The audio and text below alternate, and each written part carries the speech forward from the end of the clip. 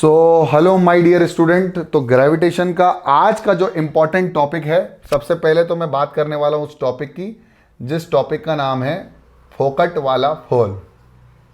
अब आप बोलोगे सर फोकट वाला फॉल मतलब फ्री फॉल। फ्री मतलब फोकट? नहीं सर, ऐसा नहीं है, ऐसा बिल्कुल भी नहीं है। फोकट नहीं है, बहुत इंपॉर्टेंट है, इसके कॉन्सेप्ट को समझना बहुत इंपॉर्टेंट है, तब जाके तुमको फ्री फॉल समझ में आएगा। फिजिक्स थोड़ी सी मज़ा और इंटरेस्ट लेके पढ़ा करो, और मैं भी कोशिश करूंगा कि उसी को उतना ही इंटरेस्टिंग बना सकूं। तो देखो, फ्री फॉल जो है वो नाम से समझ में आता है कि कोई चीज़ गिर रही है, कोई चीज़ गिर रही है और किसी हाइट से गिर रही होगी। भाई गिरती है तो क्या आगे की तरफ जाती है क्या? नहीं ना, नीचे गिरती है और ऊपर की तरफ तो उड़ती है। तो ज़्यादा उड़ो मत, वापस नीचे आ जाओ धरती पर लौट के। और धरती भी यही कहती है, बेटा ज़्यादा हवा में मत उड़ो, नीचे वापस आ जाओ। और जब ऐसा होता है तो हम उसी चीज़ को बोलते हैं फ्री फॉल। और इसको थोड़ा सा और कंसेप्चुलाइज करें तो समझते हैं कि क्या होता है फ्री फॉल। तो आपको पता ही है धरती मेरी माँ है कि नहीं? सबको पता है कि ये जो अर्थ है, ये अर्थ जो है वो हमारी माँ के समान है। पृथ्वी, धरा, वसुंधरा, जो भी हम बोलना चाहें इसको बोल सकते हैं। और कोई ऑब्जेक्ट अगर एक हाइट पर रखा हुआ है, अब कहीं पर तो है, अब या तो ये बुर्ज खलीफा पे रखा हुआ है या किसी बिल्डिंग पर रखा हुआ है। आपको पता ही है कि ये माउंट एवरेस्ट पे भी रखा जा सकता है, जिसकी हाइट 8,848 मीटर है, जो कि धीरे धीरे बढ़ते जा रहे हैं। इसको यंग फोल्ड माउंटेन्स भी कहा जाता है। सर ये सोशल साइंस पढ़ाना बंद कर दो, अभी हम साइंस में हैं। ठीक है। तो फॉर एग्जाम्पल ये बहुत खूबसूरत से एक माउंटेन पे एक बॉल रखी हुई है। अब आप बोलोगे सर माउंटेन पे जब रखेंगे तो माउंटेन से तो गुड़कते हुए आ जाएंगे, लेकिन हम कोशिश करेंगे कि माउंटेन कुछ ट्राइंगुलर वाला है या राइट एंगल ट्राइंगल वाला माउंटेन है, ठीक है, ताकि आपको बिल्कुल कॉन्सेप्ट में कोई दिक्कत ना हो। या बिल्डिंग पे, एक वर्टिकल बिल्डिंग पर या बुर्ज खलीफा पर हम लोगों ने खड़े होकर कोई चीज़ बॉल को ऐसे होल्ड करके रखा हुआ है, जहाँ पर वो होल्ड करके रखा हुआ है यानी वो एक पर्टिकुलरली एक प्रकार से रेस्ट पर है। मैंने आते से इस क्लास में जब पूछा तो मैंने कहा भाई फ्री फॉल क्या होता है? कह सर आपने तो पढ़ाया ही नहीं इसको। हालांकि ये मैं पढ़ा चुका था। उसी वक्त मुझे समझ में आ गया कि नहीं, आपको एक बार और रिवीजन की ज़रूरत है। तो इस जो रेस्ट पर अगर कोई चीज़ है और धरती इसको कोशिश करती है अपनी तरफ खींचने की, हालांकि धरती का जो ग्रेविटेशन होता है वो ग्रेविटेशनल फोर्स होता है जिससे वो खींचती है। और वो ग्रेविटेशनल फोर्स क्या होता है? वो होता है F G_m_e_m/r²। और ये लगभग R की वैल्यू रेडियस ऑफ अर्थ के बराबर होती है, अभी मैं बता चुका हूँ। लेकिन हाँ, अगर कंसेप्चुअली और फिजिकल टर्म्स में बहुत डेप्थ में समझा जाए तो ये रेडियस की वैल्यू चेंज होती रहेगी, या फिर distance of the earth and the centre of the earth and the object will always change. क्योंकि हमारा जो अर्थ है वो यूनिफॉर्म स्फीयर नहीं है, कहीं तो उबड़ खाबड़ है। मतलब यहाँ पर इतना बड़ा माउंटेन भी है जो कि 8 किलोमीटर ऊपर है, और सी लेवल के नीचे भी हम लोग बहुत ज़्यादा नीचे हैं। तो देखा जाए तो ग्रेविटेशन वेरी करता है with respect to height of an object. But हम मान के चलते हैं कि सब जगह एक ही है। हम ये मान के चलते, it is an assumption that we are thinking of that gravitational force which is attractive force applied by the earth to attract all the objects। कहाँ इंग्लिश में जा रहे हो सर? चलो वापस आते हैं।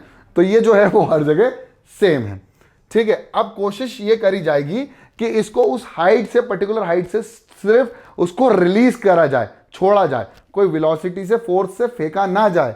तो जब इसको रिलीज करते हैं या छोड़ते हैं रेस्ट के इनिशियल वेलोसिटी 0 से, तो इसी को बोलते हैं रिलीज करना।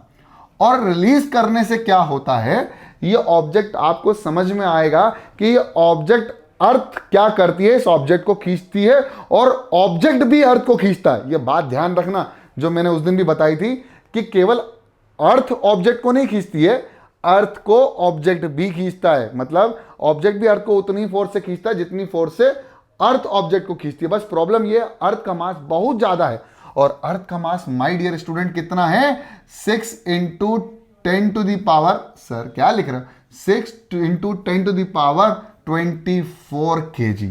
और अर्थ का मास इतना ज्यादा होने के कारण जो मूवमेंट है, ओवरऑल जो मूवमेंट है वो किसकी होती है? वो केवल उस छड़े से ऑब्जेक्ट की होती है जो इतना, मतलब मान के चलो मास 0 है अर्थ के कंपैरिजन में। अर्थ के कंपैरिजन में किसी भी ऑब्जेक्ट, मेरा ही मास 0 है, तुम मुझे उठाओगे तो डर लगेगा तुमको, लेकिन अर्थ मुझे उठा रही है।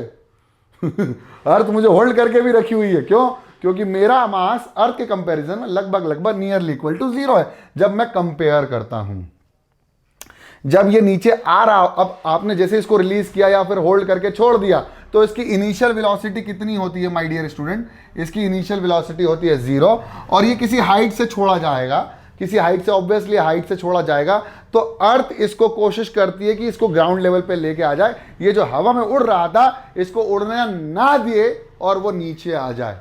और ये जब मूवमेंट होता है और ये चीज गिरती है किसी हाइट से, अर्थ के फील्ड के अंदर, अर्थ की फील्ड के अंदर, अर्थ की ग्रेविटेशनल फील्ड के अंदर जब ये अपने आप नीचे आ रही होती है, तो इसी पूरे प्रोसेस को कहा जाता है फोकट वाला गिरना। Very good, free fall.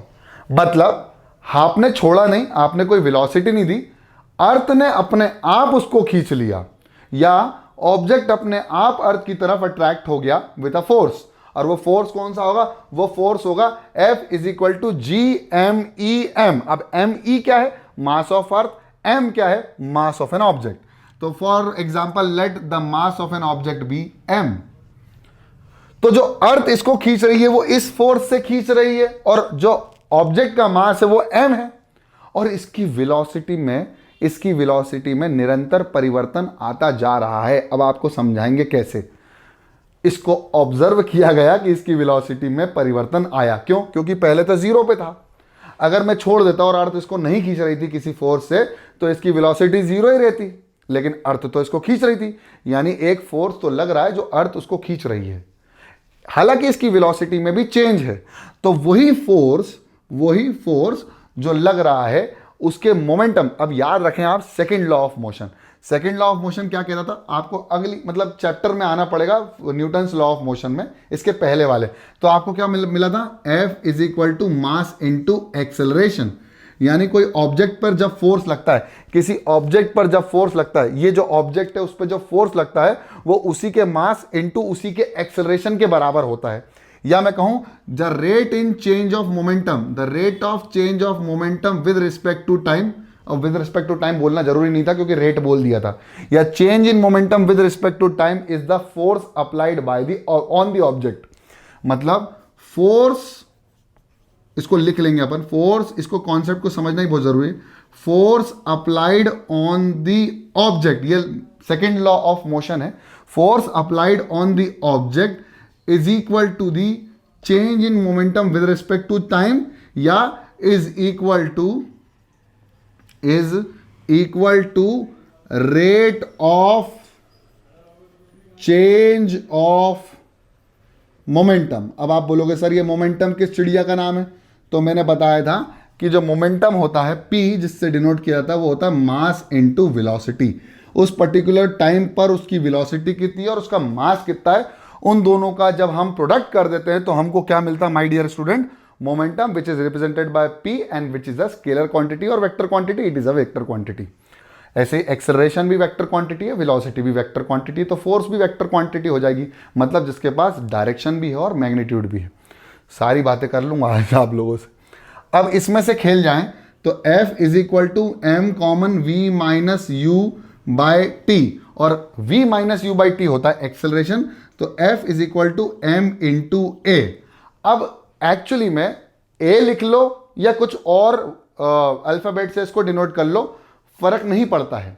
लेकिन हम स्पेशली पढ़ रहे हैं ग्रेविटी या ग्रेविटेशन, तो एक्चुअली अर्थ खींच रही है किसी ऑब्जेक्ट को किसी एक्सेलरेशन से, यानी इसी ए को हमने बोल दिया A is equal to acceleration. ये एक्सेलरेशन आया तो आया, लेकिन ये किसकी वजह से आया? Acceleration due to gravitational force या ड्यू टू ग्रेविटी। इसलिए इसी ए को तुमने खूबसूरती से क्या कर दिया? G, यानी A is equal to G, या A को रिप्रेजेंट करेंगे G यानी ग्रेविटी से, which is acceleration due to gravity या ग्रेविटेशनल फोर्स ऑफ अर्थ, या ग्रेविटेशनल फोर्स ऑफ